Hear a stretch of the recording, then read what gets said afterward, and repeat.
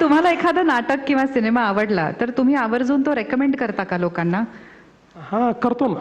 मला असं कळलंय तुमच्या काही खास नागपूरच्या मित्रांकडनं की तुम्ही एक चित्रपट पाहिला, तो तुम्हाला इतका आवडला की तो तुम्ही सगळ्यांना रेकमेंड केला आणि इतका रेकमेंड केला की तुम्हाला जर तिकीट काढायचं नसेल तर मी तिकीट काढून देतो, पण हा चित्रपट तुम्ही बघायलाच पाहिजे असं म्हणून अनेक लोकांना सुदामा टॉकीजला पाठवलं आणि तो चित्रपट खूप वाईट होता. नागपुरी भाषेत म्हणायचं तर टुकार होता. आणि त्यानंतर हे सगळे मित्र आले परत देवेंद्रजींकडे. बरं, गेलेही यासाठी होते की देवेंद्रजींनी रेकमेंड केले तर चांगला असेल बाबा सिनेमा. परत आले आणि त्यांच्याशी भांडू लागले की का तू असा वागलास. तर ते काय म्हणाले हे तेच सांगतील. असं मी 3-4 वेळा केलं. एखादा चित्रपट आवडला नाही आणि अगदी फ्लॉप चित्रपट असला की मैं अकेला क्यों सहूं ही आपली भूमिका होती. त्यामुळे जो भेटेल त्याच्याकडे त्या चित्रपटाचं असं मार्केटिंग करायचो मी, अशी तारीफ करायचो की तो गेलाच पाहिजे. आणि जाऊन आल्यानंतर तो परत विक्टीम व्हायचा. त्यामुळे तो मग माझा त्या क्राईममधला साथीदार व्हायचा. मग आम्ही दोघं मिळून अजून 3-4 लोकांना पाठवायचो. असं 3-4 सिनेमांचं आम्ही केलं आहे. हे एक वेगळंच मल्टी लेवल मार्केटिंग. वा वा वा. चित्रपटांचा विषय निघाला आहे तर एक गोष्ट मी विचारल्याशिवाय खरंच राहू शकणार नाही. माझ्या इंडस्ट्रीतले सगळ्यांना मला उद्या तोंड दाखवायचंय.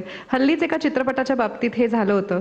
एका नावावरून वाद झाला आणि त्या चित्रपटाला सेन्सॉर बोर्डचं सर्टिफिकेशन होतं. त्या नावावरून जी याचिका दाखल केली होती ती फेटाळून लावलेली होती. त्याची कोर्टाची ऑर्डर होती. असं असून सुद्धा त्या चित्रपटाला नाव बदलावं लागलं. हे फक्त ह्यासाठी झालं की काही फ्रिंज एलिमेंट्स तिथे येऊन नॅशनल टीव्हीवरती त्यापैकी एका व्यक्तीने असं सांगितलं होतं की सेन्सर बोर्ड काही देव नाही. तर जर शासनाच्या परव्ह्यू खाली येणाऱ्या एका संस्थेने आम्हाला सर्टिफाय केलं असेल, कोर्टाची ऑर्डर असेल, तर मग आम्ही कोणाकडे जायचं अशा वेळेला? नाही, तुम्ही आमच्याकडेच या, कोणा दुसऱ्याकडे जाऊच नका. यापूर्वी अनेक वेळा असं घडलं की सेन्सर बोर्डाने सर्टिफिकेट दिल्यानंतर काही लोकांनी अनाऊन्स केलं आम्ही हा पिक्चर चालू देणार नाही. मी कधी त्याच्या मेरिटमध्ये गेलो नाही. माझं म्हणणं स्पष्ट असतं, सेन्सर बोर्डाने जर सर्टिफिकेट दिलं आहे तर तो सिनेमा चालला पाहिजे.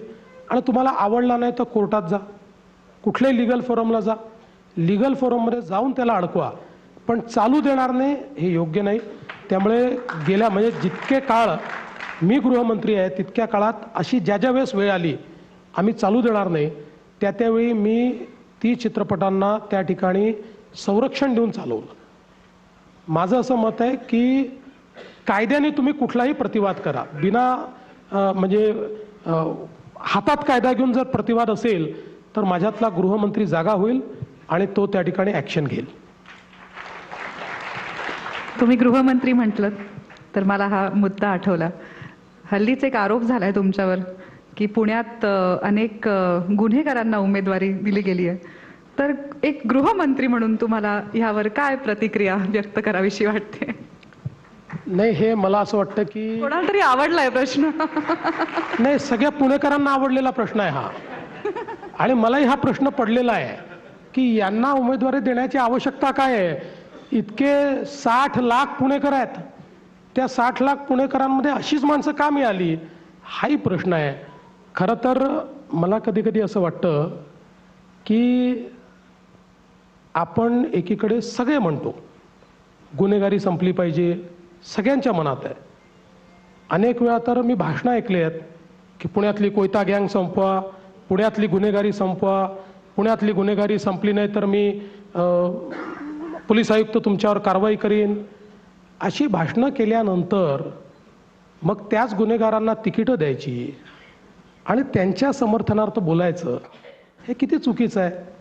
अतिशय मला असं वाटतं की हे पुणेकरांना बिलकुल आवडणार नाही. तुम्ही त्यातनं काही मार्ग काढा.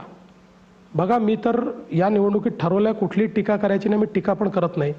पण एक कुठेतरी माझ्यातल्या गृहमंत्र्याला देखील असं वाटतं की चाललं काय आहे की एकीकडे तुम्ही जर सांगताय की गुन्हेगारी संपली पाहिजे आणि दुसरीकडे गुन्हेगारांना तिकीटं आपण देतो आहोत आणि मग त्याच्यामध्ये या पार्टीत तो गेलाय म्हणून दिलाय आणि त्यांच्याशी अलायन्स आहे, या सगळ्या गोष्टीला अर्थ नाही आहे. मी तर असं म्हणेन की म्हणजे ही जी काही पद्धती आहे ना, तो एक गालिबचा शेर आहे की ता उम्र गालिब मैं यही भूल करता रहा, धूर चेहरे पर थी और आईना पोछता रहा. अशा पद्धतीचं हे आहे की आपण इकडे गुन्हेगारीवर बोलायचं आणि तिकडे गुन्हेगारांना तिकीटं द्यायची. मला असं वाटतं योग्य नाही आहे. गुन्हेगार निवडून आले तरीही जर ते गुन्हेगार असतील तर त्यांची जागा महानगरपालिका नसेल, ती जेलच असेल.